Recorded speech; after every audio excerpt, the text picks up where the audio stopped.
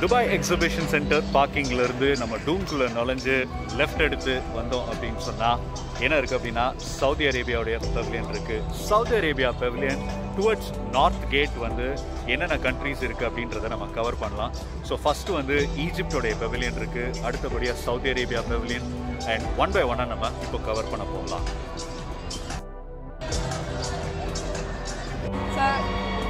St. Nicholas. He comes from the Luxembourg Pavilion, and we are showcasing an old tradition in Luxembourg.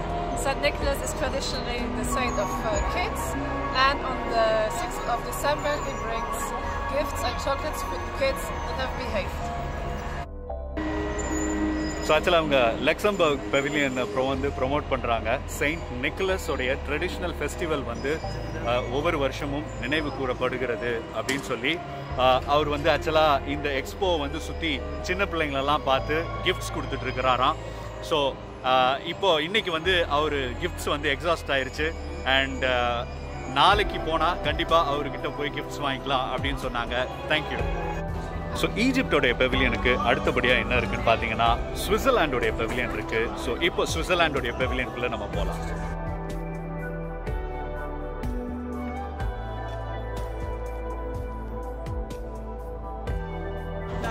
So Switzerland பெவிலியனுக்குள்ளே நம்ம உள்ளே நுழையிறதுக்கு முன்னாடி இப்போ கீழே வந்து நீங்கள் பார்க்க முடியும் ஃபுல்லாகவே வந்து ரெட் டர்ஃப் போட்டு இந்த இடத்த வந்து அரேஞ்ச் பண்ணியிருக்காங்க மக்கள் க்யூவில் நின்று நடக்கிறதுக்கும். அண்ட் இவங்களுடைய பெவிலியன் வந்து ஐ திங்க் அது அலுமினியம் தானா இருக்கணும் அப்படின்னு நினைக்கிறேன். ஸோ பின்னாடி தெரிகிற ரெட் வந்து பார்த்தீங்கன்னு சொன்னால் அது அலுமினியமில் இருக்கிற கலர் இல்லை, ஆக்சுவலாக கீழே இருக்கிற இந்த ஏரியாவுடைய ரிஃப்ளெக்ஷனை தான் நீங்கள் வந்து சுவிட்சர்லாண்ட் அப்படின்னு அங்கே பார்க்க முடியுது. ஆக்சுவலாக இப்போ உங்களுக்கு தலைகீழ தெரியும்.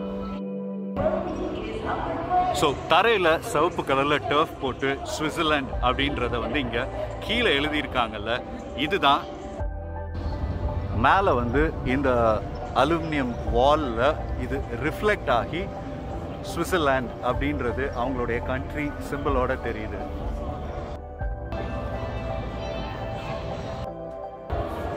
ஸோ இப்போ வந்து நீங்கள் ரிவர்ஸ் கேமராவில் பார்க்குறதுனால சுவிட்சர்லாண்ட் அப்படின்றது வந்து ஸ்ட்ரெயிட்டாக எழுதப்பட்டது போல் இருக்குது. ஆனால் ஆக்சுவலாக இது வந்து இங்கே தரையில் வந்து ரிவர்ஸ்லையும் வாலில் பார்க்கும்போது இதோடைய ரிஃப்ளெக்ஷன் வந்து கரெக்டாக நமக்கு ஸ்ட்ரெயிட்டாக சுவிட்சர்லாண்ட் அப்படின்ற ஆல்ஃபபெட்ஸ் வந்து ரீட் பண்ணுற மாதிரி எழுதப்பட்டிருக்கிறது.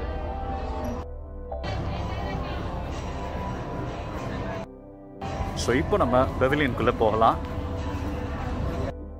ஸோ உள்ள நுழைஞ்சோடனே ஒரு ரோலெக்ஸ் கிளாக்கை வச்சு your enjoy your time in Swiss pavilion அப்படின்னு உள்ள நம்மளை வரவேற்கிறாங்க.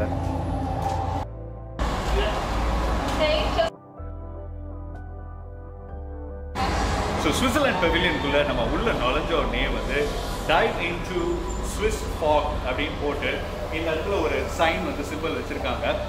ஸோ இந்த மாதிரி தான் வந்து சுவிட்சர்லாண்டில் எல்லா இடத்துலையும் வந்து ஸ்விஸ் இந்த டீட்டெயில்ஸ்லாம் போட்டு மார்க்கிங்ஸ்லாம் இருக்குமா, இதை மக்கள் ஃபாலோ பண்ணிட்டு போகிற மாதிரியே வந்து ஒரு சுவிட்சர்லாண்டுக்குள்ளே நம்ம போனோம் அப்படின்னா இந்த மாதிரி ஃபாக் வந்து செப்டம்பர் மாதங்கள்லேருந்து இருக்கும் அப்படின்னு சொல்கிறாங்க. ஸோ இந்த ஃபாகோடைய ஏரியாக்குள்ளே நம்ம போகலாம்.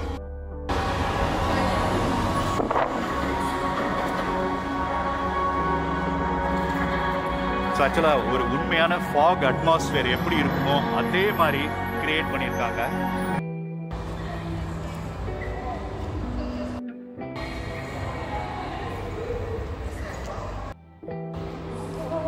ஸோ இந்த ஸ்விஸ் ஃபாகோடைய அட்மாஸ்பியரை ஏன் இங்கே க்ரியேட் பண்ணி வச்சுருக்கீங்க அப்படின்னதுக்கு அவங்க சொன்னாங்க, நம்மளை இங்கே வரவங்களை வந்து நம்ம சுவிட்சர்லாண்டில் வெல்கம் பண்ணுற மாதிரி எங்கள் கண்ட்ரியோடைய கிளைமேட்டை வந்து அவங்க தெரிஞ்சுக்கணும் அப்படின்றதுக்காக இந்த மாதிரி ஒரு ஃபாக் அட்மாஸ்பியரை வந்து இங்கே ஆர்டிஃபிஷியலாக க்ரியேட் பண்ணியிருக்காங்க.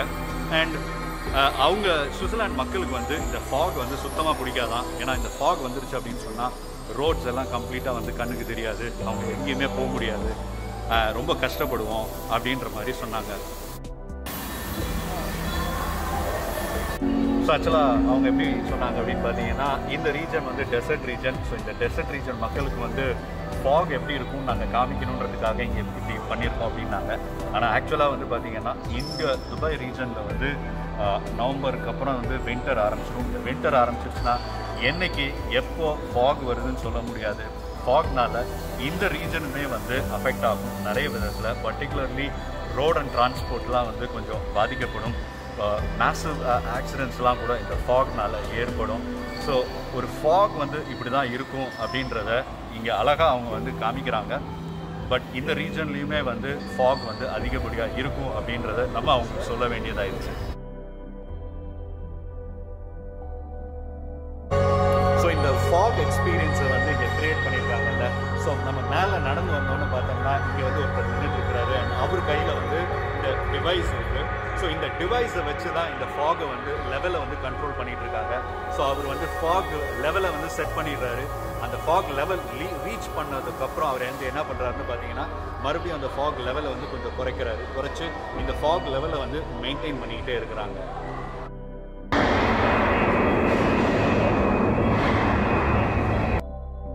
ஸோ இந்த ஃபாக் மவுண்டன் வியூவை தாண்டி நம்ம அடுத்த ஏரியாவுக்குள்ளே போகலாம்.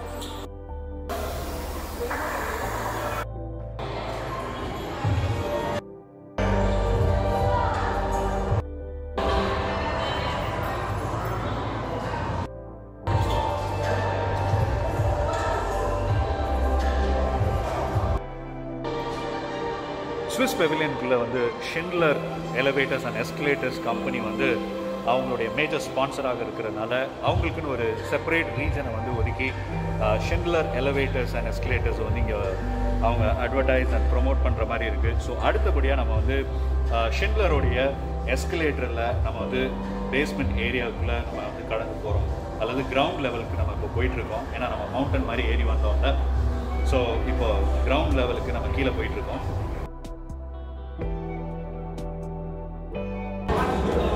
ஸோ ஸ்விஸ் பெவிலியனில் நம்ம அந்த ஷிண்ட்லர் எலிவேட்டர் எஸ்கலேட்டரில் இறங்கி நம்ம கீழே வந்தோன்னா வாய் அப்படின்னு ஒரு ரீஜன் வந்து வச்சுருக்காங்க. ஸோ இந்த ரீஜனில் நிறைய விஷயங்கள் வந்து வச்சுருக்காங்க. ஸோ ஒன்றா பார்க்கலாம். ஸோ நம்ம எல்லாருமே வந்து வேஸ்ட்டை குறித்து நமக்கு தெரியும். வேஸ்ட்டை இனிமேல் வேஸ்ட் பண்ணுகிறதற்கான நேரம் இல்லை அப்படின்னு சொல்லி ஆரம்பிக்கிறாங்க. ஸோ வேஸ்டான பொருட்கள்லேருந்து நம்ம அதை ரீசைக்கிள் பண்ணுறோம் அப்படின்னு சொன்னால் அது நமக்கு வெல்த்தாக மாறக்கூடும் அப்படின்னு சொல்கிறாங்க. அண்ட் குறிப்பாக 1 by 1 வந்து சொல்கிறாங்க. ஒரு நம்ம யூஸ் பண்ணிகிட்டு இருக்கிற ஸ்மார்ட் ஃபோன்ஸ் இதுக்குள்ளே தங்கம் இருக்குன்னு ஒரு தியரி இருக்குது அல்லது சொல்லப்படுகிறது. இது உண்மையா பொய்யா அப்படின்னு நிறைய பேத்துக்கு தெரியாது. ஆனால் இந்த இடத்துல அவங்க என்ன சொல்கிறாங்கன்னா 18 ஸ்மார்ட் ஃபோன் சேர்ந்து அதில் இருக்கிற வேஸ்ட்டை வந்து கரெக்டாக செக்ரிகேட் பண்ணோம்னா 18 ஸ்மார்ட் ஃபோன்ஸ்லேருந்து 1 கிராம் தங்கம் வந்து எக்ஸ்ட்ராக்ட் பண்ண முடியும் அப்படின்னு சொல்கிறாங்க. ஸோ உங்கள் ஸ்மார்ட் ஃபோனை இனிமேல் தூக்கி போடுறதுக்கு முன்னாடி யோசிங்க, அதுக்குள்ளே தங்கம் இருக்குது. ஸோ 18 ஸ்மார்ட் ஃபோன் சேர்ந்துச்சுன்னா 1 கிராம் தங்கமா?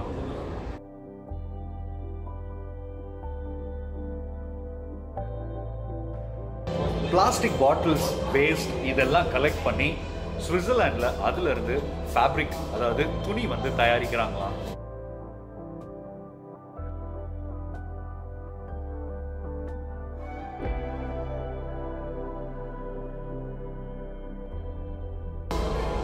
வேஸ்டான பிளாஸ்டிக் பொருட்கள் எல்லாம் கலெக்ட் பண்ணி சின்ன சின்ன பெட்டல்ஸ், அதாவது சின்ன சின்ன பெலட்ஸாக அதை ஃபார்ம் பண்ணி பிளாஸ்டிக் கம்பெனிஸ் வந்து என்ன தயாரிக்கிறாங்கன்னா ஷூஸ், வயர்ஸ்க்கு தேவையான அந்த இன்சுலேஷன்ஸ் இது எல்லாத்தையும் ரீசைக்கிள்டு ப்ராடக்டில் தயாரிக்க முடியும் அப்படின்னு சொல்கிறாங்க. அண்ட் இதை வந்து ஸ்விஸில் இருக்கிற ஒரு யூனிவர்சிட்டி குரூப் ஆஃப் ஸ்டூடெண்ட்ஸும் ஒரு பிளாஸ்டிக் மேனுஃபேக்சரிங் கம்பெனியும் சேர்ந்து மவுண்டன்ஸில் கிளைம் பண்ணுறதுக்கு பயன்படுத்தக்கூடிய அந்த வகையான ஹைக்கிங் ஷூஸ், வயர்ஸ் இந்த மாதிரி ப்ராடக்ட்ஸ் எல்லாம் தயாரிச்சிருந்துருக்காங்க ரியாலிட்டியில்.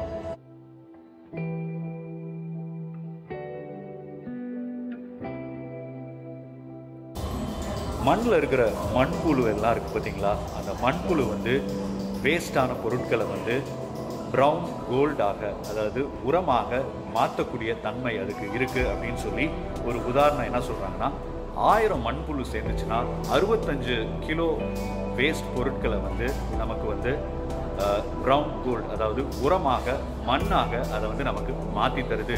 ஸோ மண்புழுவை வந்து நம்ம வந்து அதிகரிக்கணும், அதை ஒன்றும் நம்ம டிஸ்ட்ராய் பண்ணக்கூடாதுன்ற மாதிரி சொல்கிறாங்க.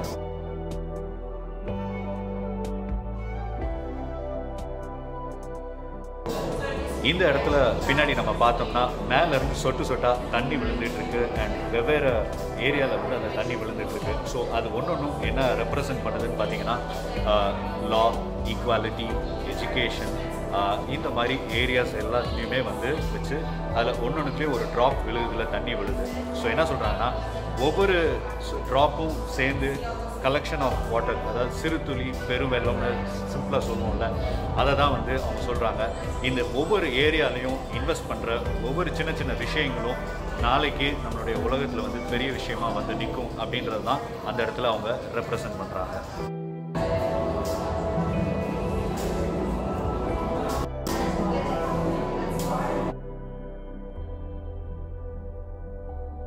அண்ட் சுவிட்சர்லாண்டில் வளையக்கூடிய புல் அண்ட் பூக்கள், அவங்களுடைய லேண்ட்ஸ்கேப்பிங், இது எல்லாத்தையும் வந்து அவங்க என்ன சொல்கிறாங்க அப்படின்னு பார்த்தீங்கன்னா அங்கே இருக்கிற பசு வந்து இதை சாப்பிடுக்கிறது மூலமாக அது தரக்கூடிய பால். அண்ட் இதுதான் வந்து சுவிட்சர்லாண்டுடைய சாக்லேட் அண்ட் டெய்ரி ப்ராடக்ட்ஸ் வந்து ரொம்ப உலகத்திலே ஸ்பெஷலாக இருக்கிறதுக்கு அது ஒரு reason. So and free take அப்படின்ற நிறுவனம் வந்து என்ன பண்ணுறாங்கன்னு பார்த்தீங்கன்னா ட்ரக்ஸில் வந்து யூஸ் பண்ணக்கூடிய டார்பாலின், அந்த வேஸ்ட் இருக்குல்ல, அந்த வேஸ்ட்டை கலெக்ட் பண்ணி அவங்க வந்து அதில் வந்து handbags, bags and some sport கியர்ஸ்லாம் வந்து தயாரிக்கிறோம் அப்படின்றாங்க. அண்ட் அடுத்து ஒரு சின்ன தேட்டர் மாதிரி கிரியேட் பண்ணி ரோகே அப்படின்ற அந்த நிறுவனம் வந்து 125 ஆண்டு வந்து அவங்க கொண்டாடுறாங்க. அண்ட் இவங்களும் ஒன் ஆஃப் த ஸ்பான்சராக இருக்கணும் அப்படின்னு நினைக்கிறேன்.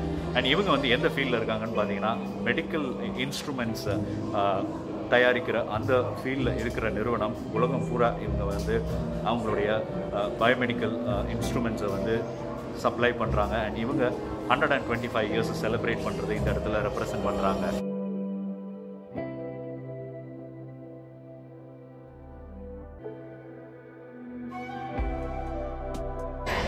ஸோ இந்த ஏரியா கொஞ்சம் டார்க்காகவே இருந்துச்சு. அண்ட் இதை தொடர்ந்து நம்ம நடந்து போனோம்னா ஒரு சாக்லேட் ஷாப் ஒன்று வச்சுருக்காங்க, ஸ்விஸ் சாக்லேட்ஸ் இது கிடைக்கிற மாதிரி.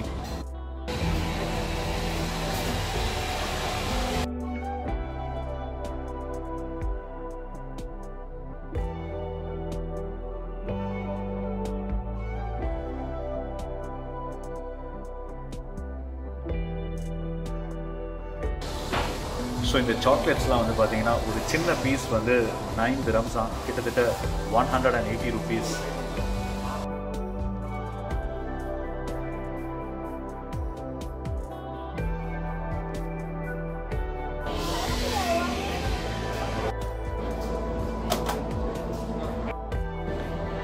ஸோ அந்த ஸ்விஸ் சாக்லேட் ஷாப் அண்ட் அதை தொடர்ந்து பாஸ்போர்ட்டில் ஸ்டாம்ப் வாங்கிட்டு பெவிலியனை விட்டு எக்ஸிட் ஆயாச்சு.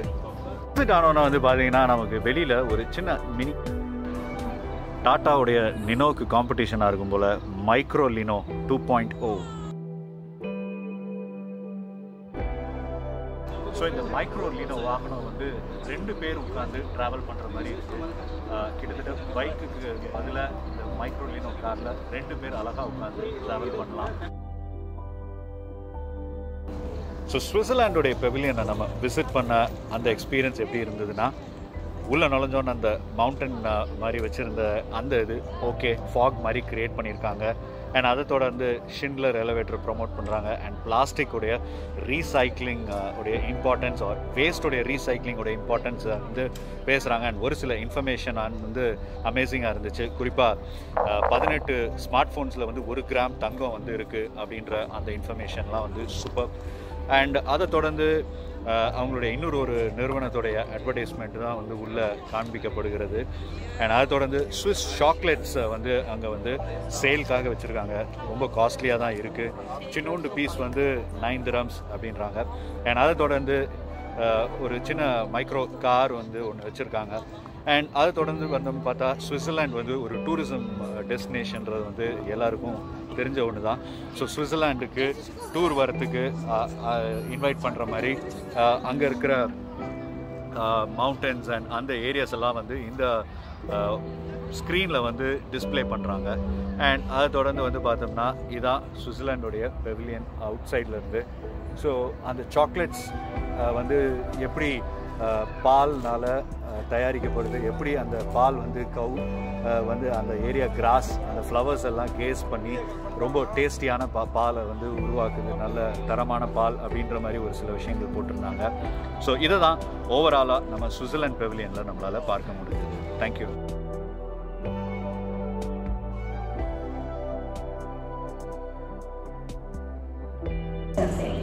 சுவிட்சர்லாண்டுடைய பெவிலியனுக்கு அடுத்தபடியாக என்ன இருக்குன்னு பார்த்தீங்கன்னா ஆஸ்திரியாவுடைய பெவிலியன் இருக்குது. ஆஸ்திரியாவுடைய பெவிலியனை போய் நம்ம பார்க்கலாம்.